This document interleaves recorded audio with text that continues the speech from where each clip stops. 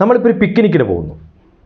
ആ പിക്നിക്കിൽ പോകുന്ന സമയത്ത് നമ്മൾ എൻജോയ് ചെയ്യണം. എല്ലാവരും ഒരു ക്ലാസ്മേറ്റ്സ് ഒക്കെ കൂടിയിട്ട് പിക്നിക്കിന് പോകാമെന്ന് വിചാരിക്കുക. ചാടിയും ഇല്ലേ, പാട്ട് പാടി ഒക്കെ ചെയ്യുമല്ലോ. അതേ സമയത്ത് നമ്മൾ സാധാരണ ഒരു ട്രാവൽ ചെയ്യുന്ന സമയത്ത് ബസ് ഒരു പ്രാവശ്യം ഇങ്ങനെ ചാടിക്കഴിഞ്ഞാൽ നമ്മളെന്ത് പറയും ഇല്ലേ?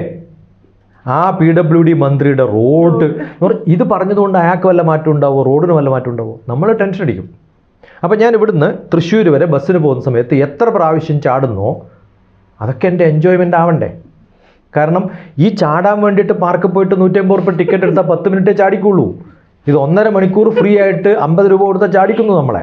എന്തുകൊണ്ടാണ് നിങ്ങൾക്ക് പറ്റാത്തത്? നിങ്ങൾക്ക് വല്ല നടുവേദനയുണ്ട് അല്ലെങ്കിൽ ഗർഭിണിയാണ് എന്നൊക്കെ വിചാരിച്ച് കഴിഞ്ഞാൽ ചാടുമ്പോൾ ടെൻഷൻ അടിക്കണം. ഇതൊന്നും അല്ലാത്ത സാധാരണ ഒരു ഊർജ്ജസ്വലനായ വ്യക്തിക്ക് ഓരോ ചാട്ടത്തിലും നിങ്ങളുടെ ലീഫല്ലല്ലോ പൊട്ടുന്നത്, ബസ്സിൻ്റെ ലീഫല്ലേ, എന്തോ enjoy ചെയ്തുകൂടാ?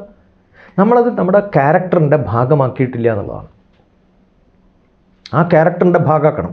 Watch full video on ABC Malayalam.